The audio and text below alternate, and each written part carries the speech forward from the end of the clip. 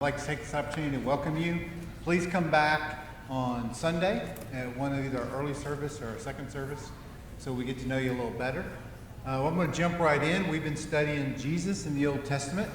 We're going to start off tonight in Genesis chapter 14, if you want to go ahead and turn there.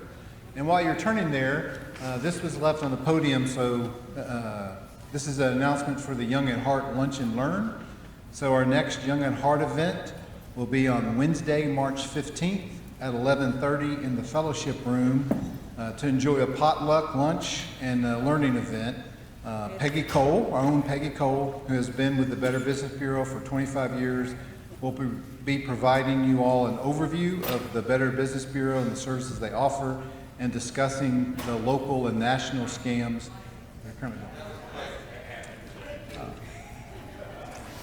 Well, you know, I kept thinking the 15th.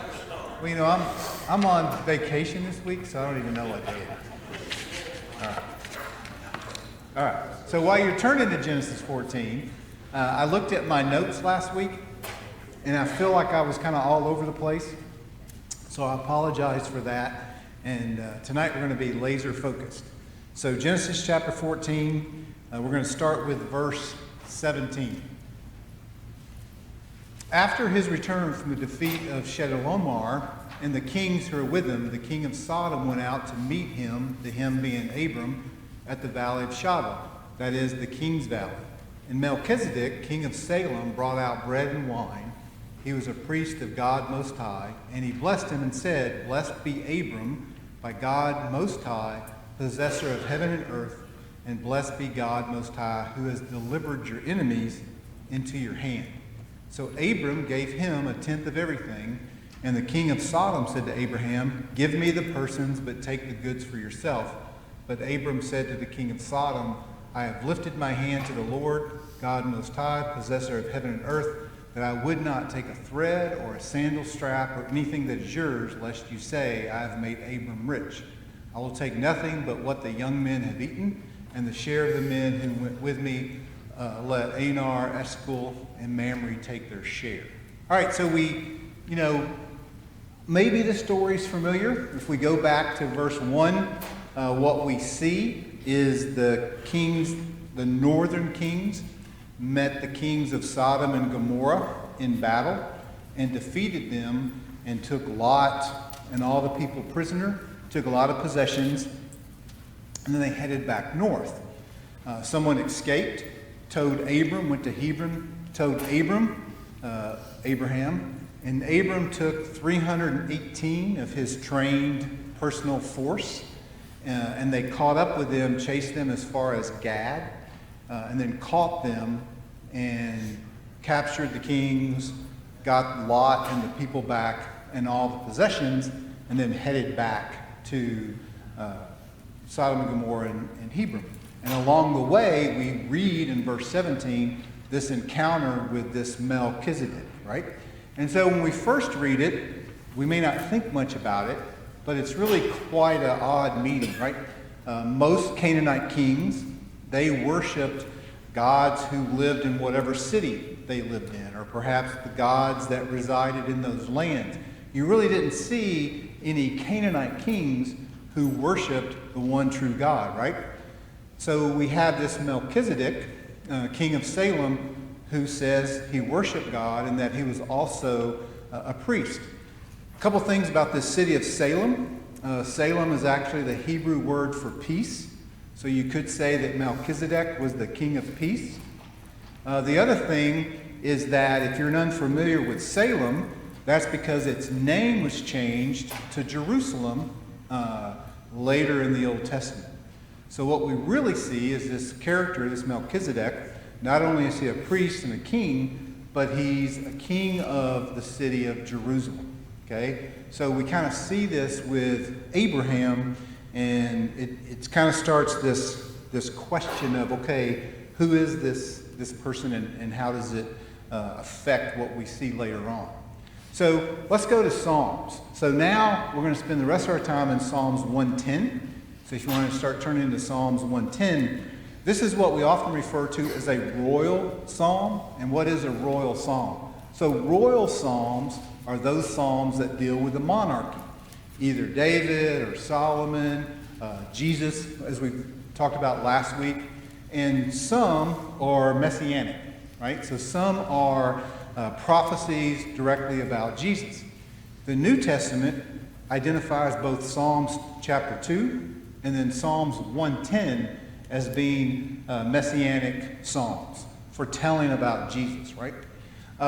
Here are a list of all the royal psalms, if you're interested, but each of these talks something about the monarchy or the king, and they all kind of go back to this whole idea of psalms, which are songs, remember, about kings. So let's look at Psalms 110.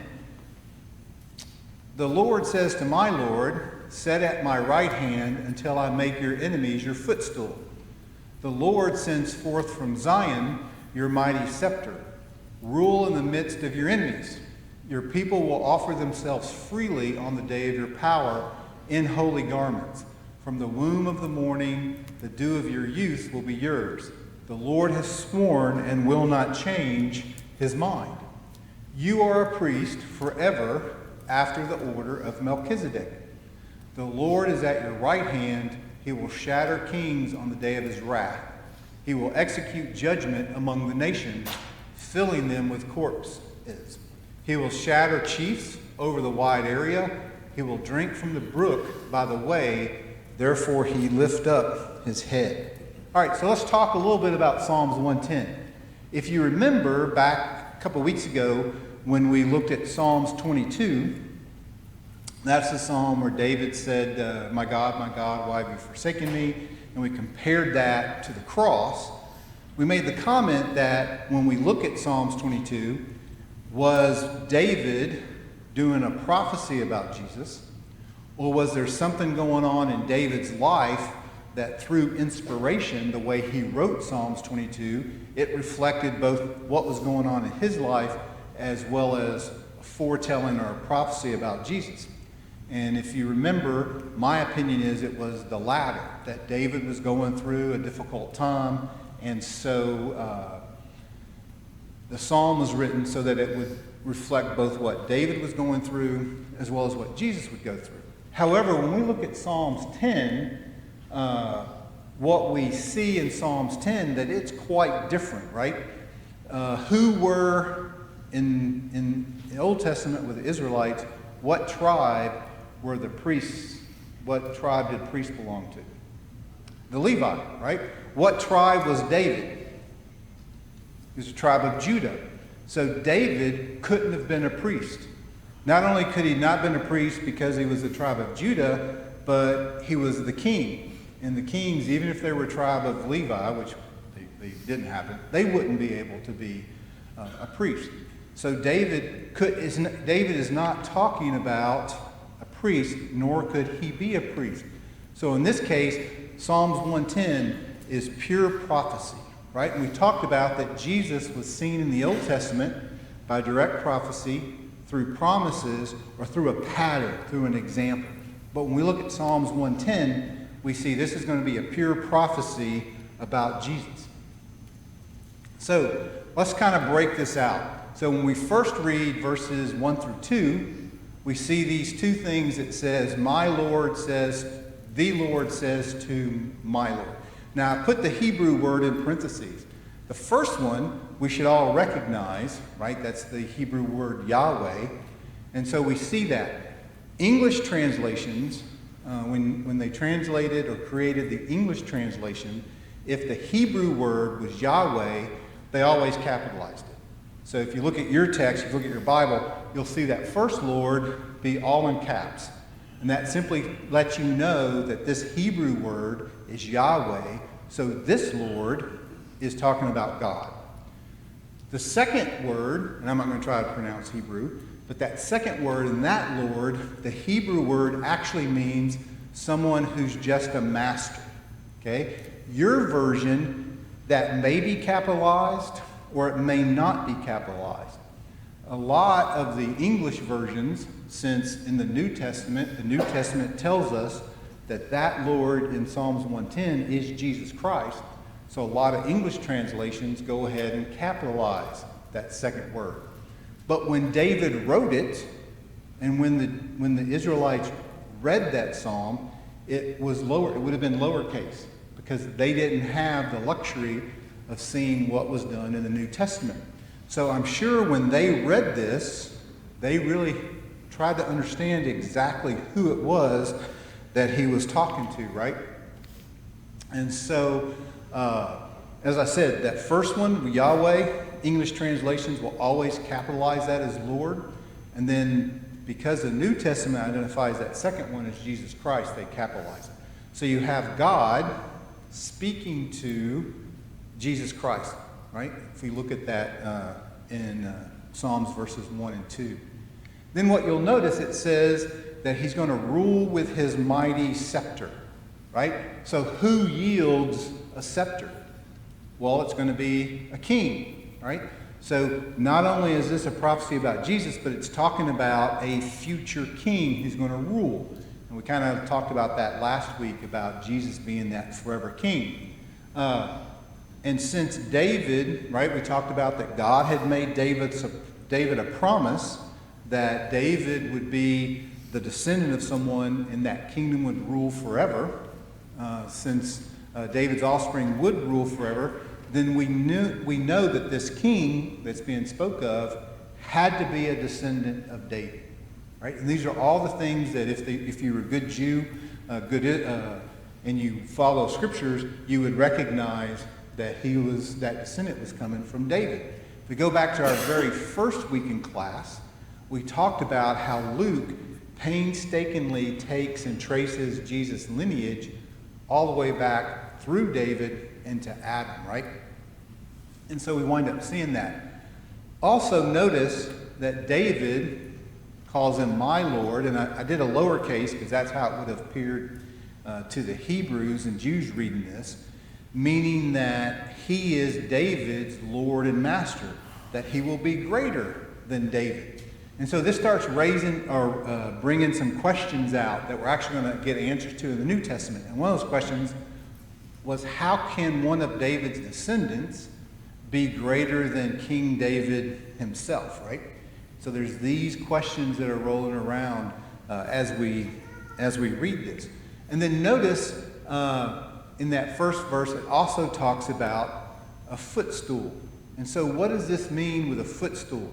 Well, kings of old would put their feet on the neck of those kings that they conquered, representing that they were mightier than them, that they had complete rule over them.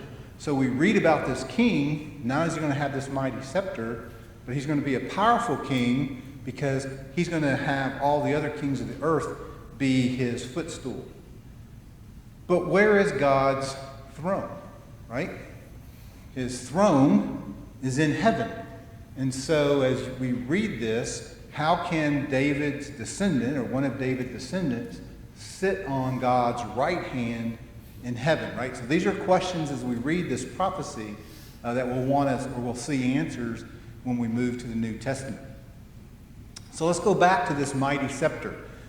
We talked about that mighty scepter was this whole idea of a powerful king.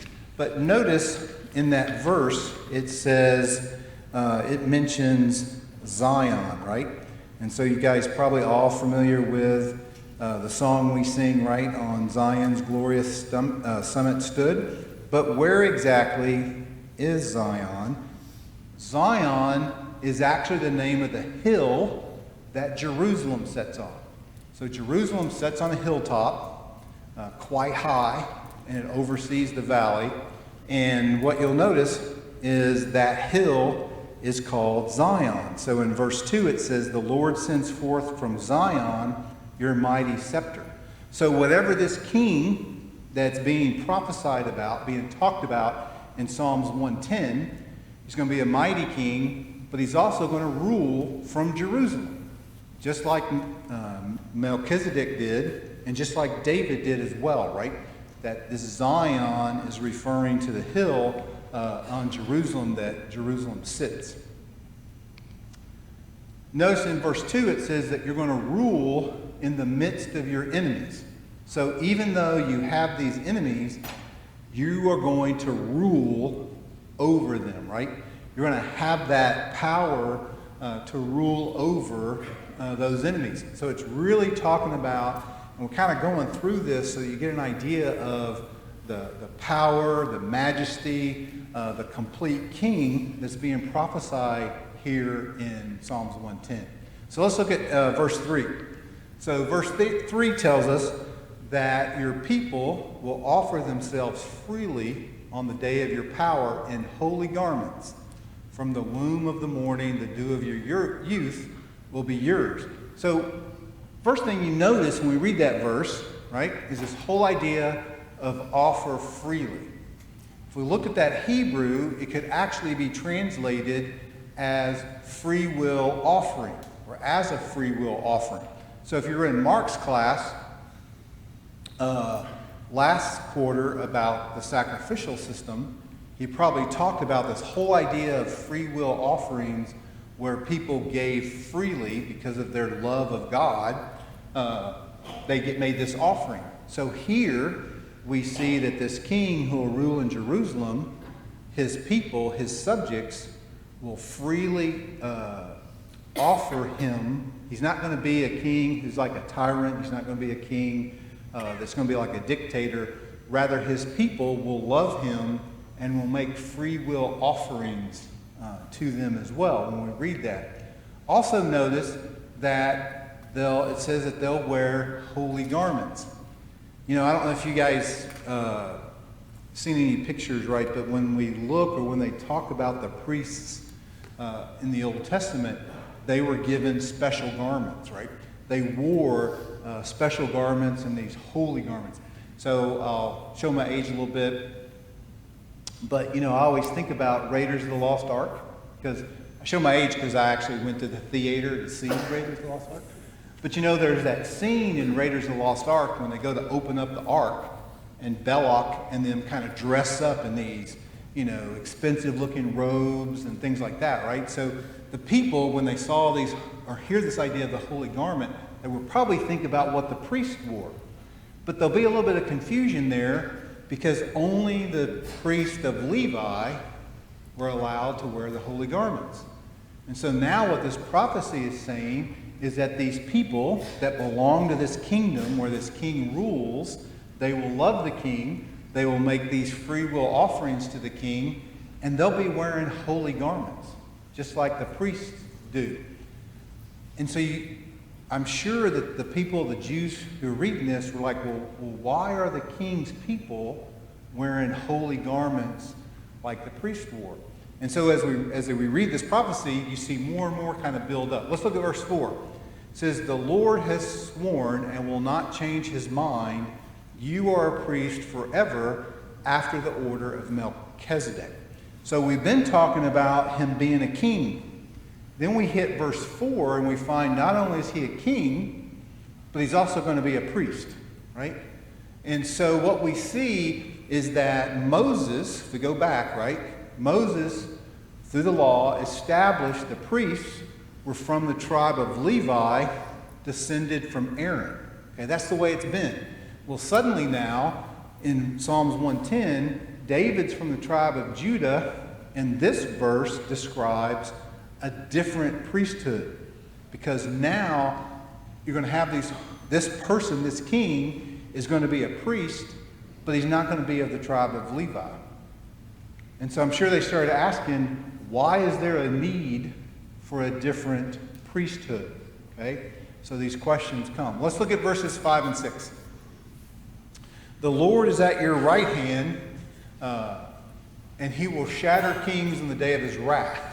He will execute judgment among his nations, filling them with corpses. He will shatter chiefs over the wide earth. So what we see is some reference, right?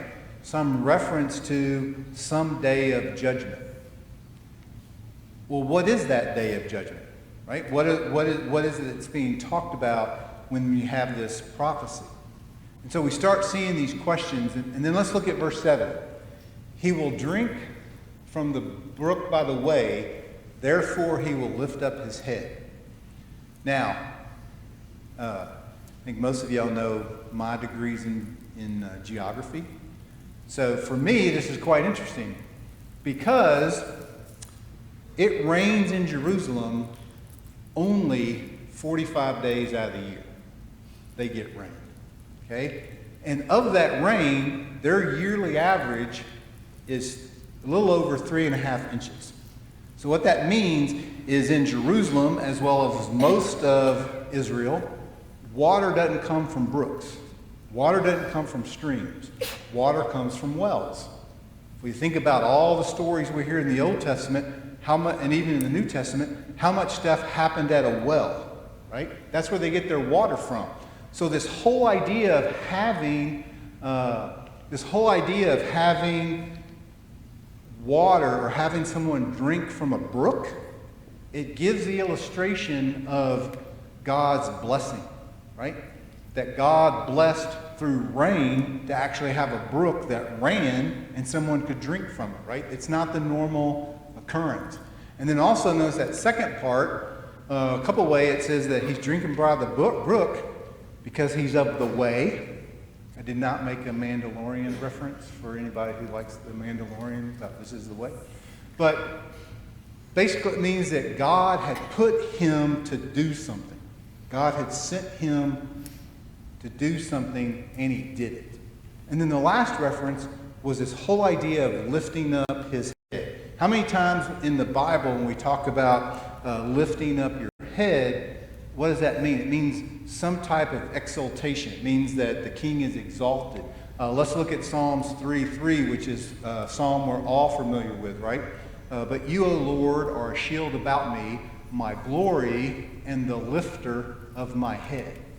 So we see all of this in Psalms 110, and we know it's all pure prophecy because in this case, David cannot be talking about himself because he's not eligible to be a priest.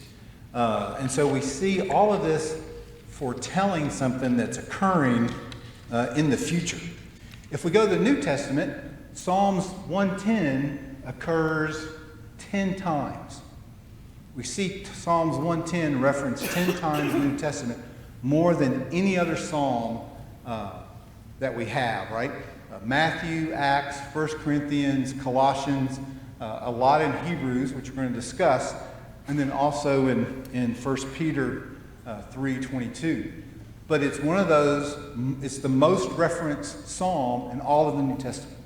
So let's talk a little bit about how it's not only a prophecy about Jesus, but it also shows us that the priesthood and all of this was a pattern, right? It was going to reflect something that happens in the New Testament.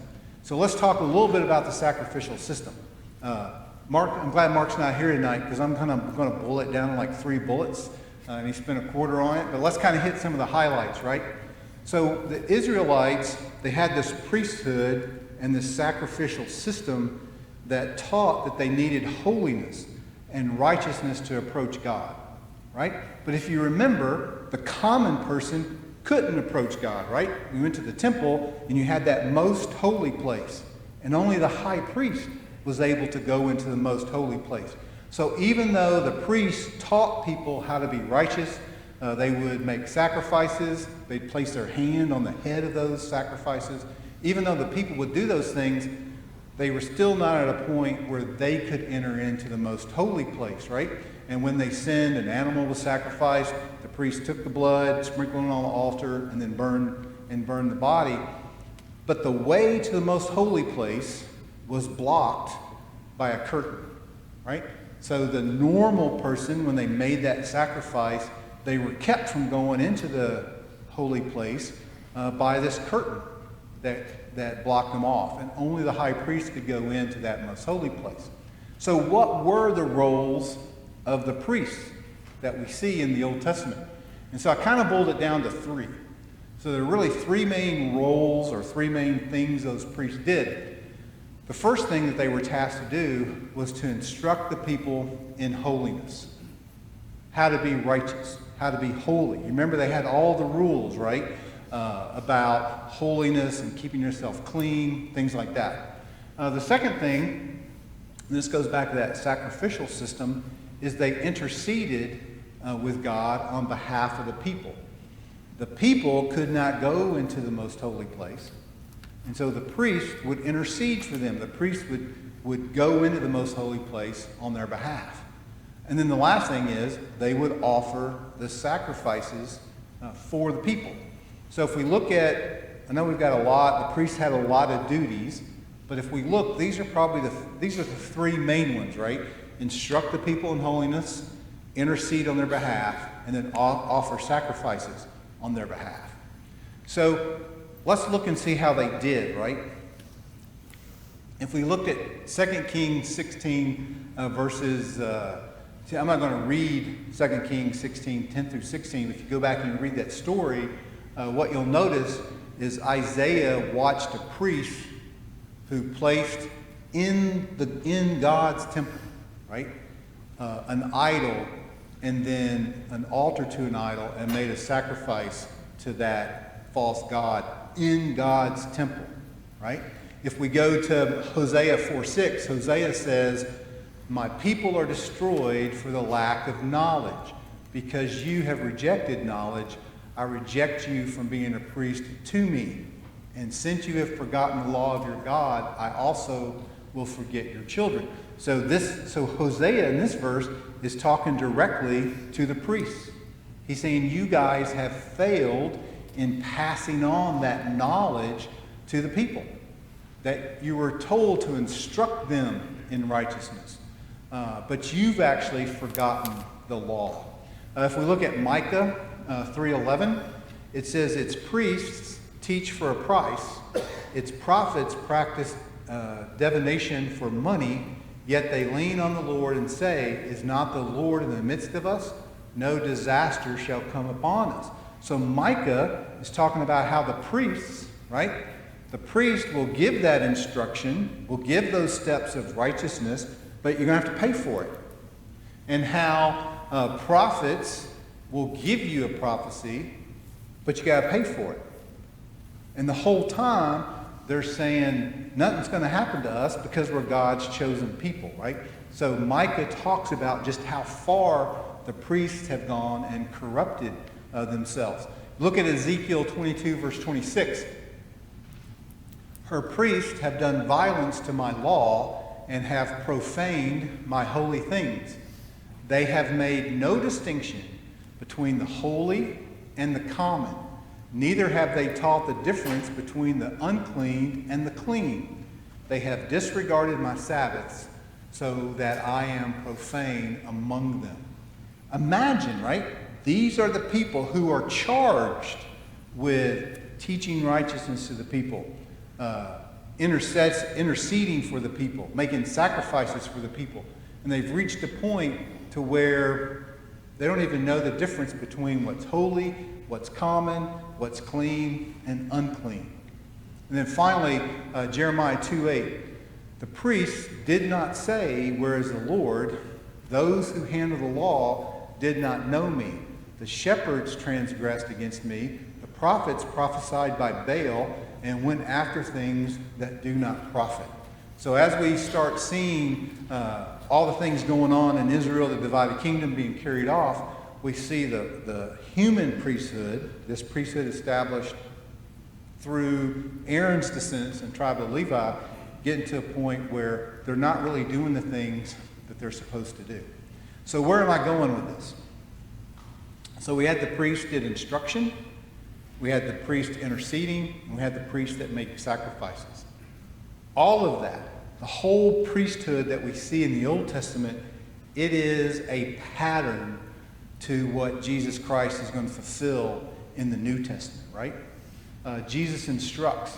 In between the Old Testament and the New Testament, in that period in between that, right, the Jews broke up into three sects. They were the Pharisees, the Sadducees, and the Zealots. The Pharisees actually created what is called the elders of tradition. So this was basically a hedge or a fence they would put around the commandments, right, to make sure you didn't even get close to breaking those. You had the Sadducees, and the Sadducees who were really just those who were the wealthy elite among the Israelites. And then you had the zealots, which believed that this king that's being talked about in Psalms 110 is going to be an earthly king, and they're wanting to overthrow the Romans. And so depending upon which group you belong to, the scribes would teach the scripture to follow with what you believed as part of that group, right? What we see is Jesus providing instruction to the Pharisees, to the Sadducees, and to the scribes, right? Mark 1:22, we're all familiar with, and they were astonished at his teaching, for he taught them as one who had authority and not as the scribes. Think about the Sermon on the Mount. I mentioned the Pharisees had this list, basically a book, that was called Tradition of the Elders, and Jesus told them in Mark 7:8 that you left the commandments of God and you hold to the tradition of men. So Jesus instructed the Pharisees, they're spending more time in this book, the tradition of the elders, than they are looking at the scripture, right? So he instructed the Pharisees. You know, the Sadducees, they were wealthy. So for them, they wanted to accumulate wealth on earth. Jesus told them in Matthew 6:19 that holiness involves storing treasures in heaven rather than what we saw on earth. So we see Jesus instructing in holiness and righteousness. We also see in John 17, if you hadn't had a chance in a while to read John 17, it's a great prayer by Jesus. And what we see in that prayer is that he asks his disciples to be kept, he prays that his disciples be kept from the evil one. He asks on their behalf. He asks that his disciples, prays that his disciples will be sanctified by truth. He also even prays for us in John 17, where he asks that the future believers may be one and may not be divided. So what we see in John 17 is Jesus interceding for the people of his day as well as for the people of his future, right? And then finally, if we think about the sacrificial system of the priests, we know that Jesus sacrificed, right? Mark 15:33. And then when the 6th hour had come, there was darkness over the whole land until the 9th hour. What else happened? Right? When Jesus entered a loud cry and breathed his last, and the curtain of the temple, right? We talked about that people couldn't go. People couldn't go into the most holy place because they were blocked by a curtain. Mark tells us that the curtain of the temple was torn in two from the top to the bottom. Okay? So now what kept people from having that relationship with God, right?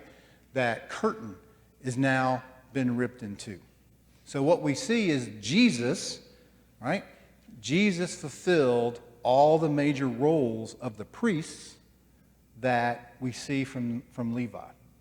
But let's go back to those questions that we asked when we were looking at Psalms 22. We had that one question about why this new priestly order. We're going to spend most of the time in Hebrews. So if you want to turn to Hebrews chapter 6, we're going to start in chapter 6 and then go through most of a lot of chapter 7 as well, right? So if we look at Hebrews 6, starting with verse 19. We have this as a sure and steadfast anchor of the soul, a hope that enters into the inner place behind the curtain, where Jesus has gone as a forerunner on our behalf, having become a high priest forever after the order of Melchizedek, right? Going all the way back to what we read about in Genesis about this Melchizedek guy, right? So Hebrews talks about a new priestly order has been established, and that Jesus has entered into the inner place behind the curtain, right? So it goes back to how that was a pattern for Jesus. Now, look at Hebrews 7, verse 11. Now, if perfection had been attainable through the Levitical priesthood, for under it the people received the law, what further need would there have been for another priest to arise after the order of Melchizedek, rather than one named after the order of Aaron? So what we see is that this new king that was prophesied in Psalms 110 that would also be a king, but also be a priest. What we see in Hebrews 7 is this whole idea that if perfection, right, if all of that could have been attained by the Levitical priesthood, there would have been no need for another priest who's under the order of Melchizedek to arise. So what we're starting to see, hopefully, is this Melchizedek character that we read about in Genesis. We talked about that Jesus is seen through prophecy, promises, and patterns or examples. We start seeing that this Melchizedek guy is an example or a pattern of Jesus' future, right? And then Psalms 110 talks about that. Also, keep going in in Hebrews chapter 7, verse 12.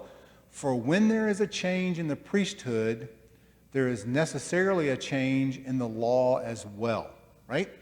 So the Hebrew writer is telling the Jews, not only do we have a new priesthood, but if we have a new priesthood, there's got to be a new covenant. There's got to be a change in the law. For one of those things, for the one of whom these things are spoken belonged to another tribe, from which no one has ever served at the altar. For it is evident that our Lord was descended from Judah, and in connection with that tribe, Moses said nothing about priests, right? So think about the writer, the author of Hebrews. He's talking to the Jews, quite familiar with the Old Testament, probably quite familiar with Psalms 110, but they never put it all together. Here the Hebrew writer is telling them, right, that this new priest, this new law, it all is from another tribe, right? It's descended from Judah, which means he's descended from David, and not with what they typically see as priests. So there's a new covenant, there's a new promise. And then if we look at verse 15, it says, his, going back to nothing about priests, but his becomes even more evident when another priest arises in the likeness of Melchizedek, who has become a priest not on the basis of a legal requirement concerning bodily descent, but by the power of an indestructible life. So now we're really starting to see how what was talked about in the Old Testament, prophesied in the Old Testament, has come through as we go through Jesus' teaching. And now we're looking at Hebrews. And I think it's pretty interesting, right, that the priests of the Old Testament were solely priests because of who they were, right?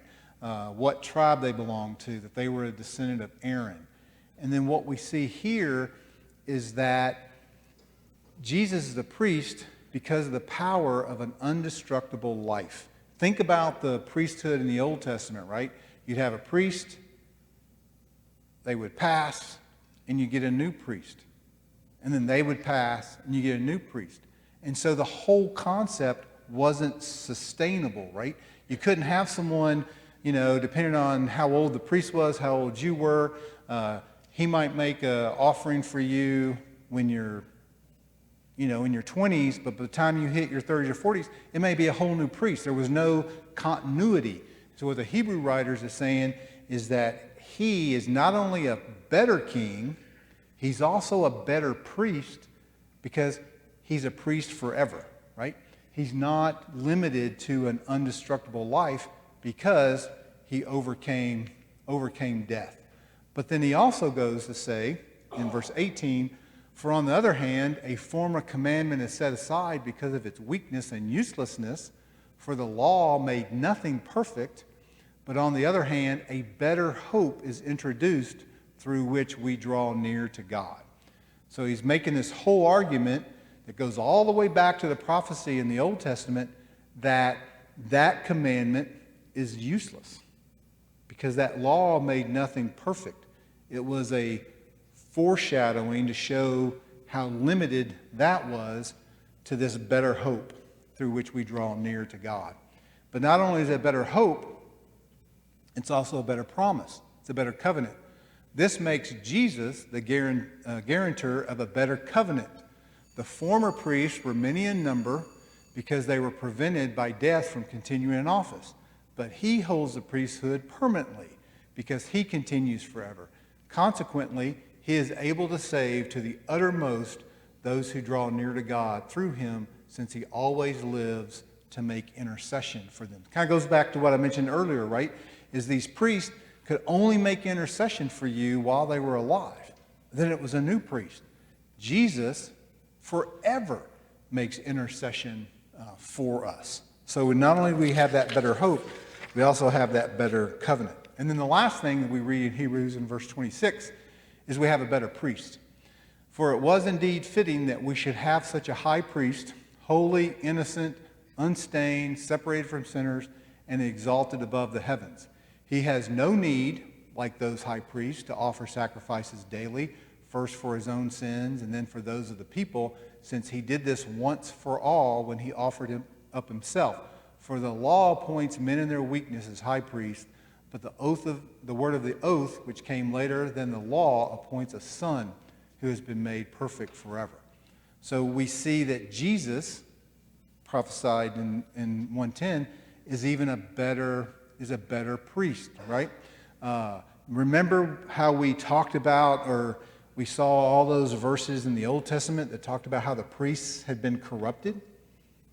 We don't see any of that. There won't be any of that type of corruption with Jesus, our priest, right? So he's a better priest. So let's go through a couple of final things and final thoughts. Moving over to Hebrews 10.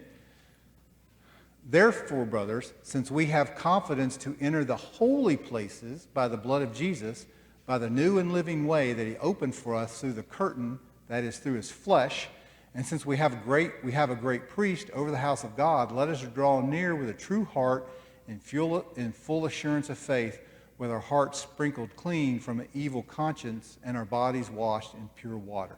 Notice that part, that we have the confidence to enter into the holy places. Okay? They didn't have that, right? They were separated by a curtain.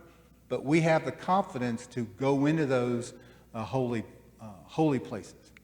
Look at verse 10:23. Let us hold fast the confession of our hope without wavering, for he who promised is faithful. So because of all of this, because of the prophecy, because of everything you saw, how should we live day by day? We should live it with hope, right?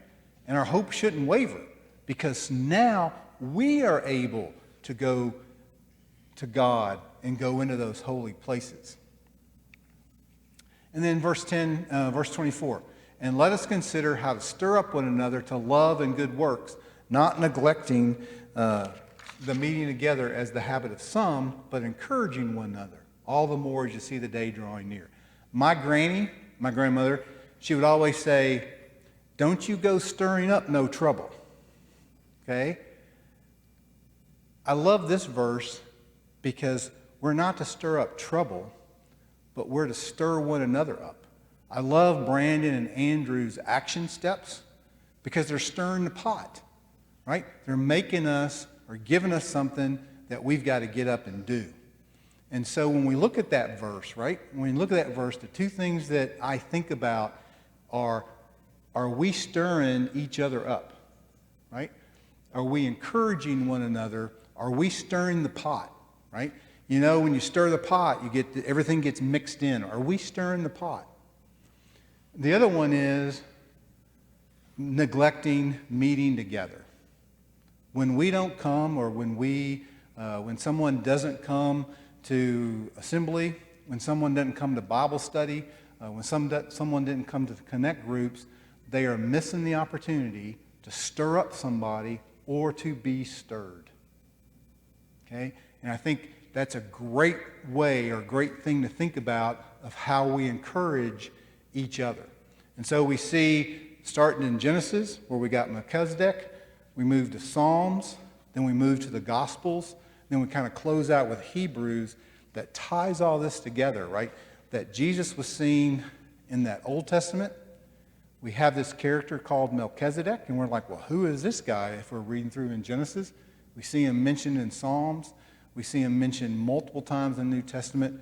And then we see him mentioned in Hebrews, and it closes out that we realize he was a pattern for what we'll see later. All right, for next week, your homework. Read Isaiah chapter 7, verses 1 through 17, chapter 8, verses 1 through 22, chapter 9, verses 1 through 7.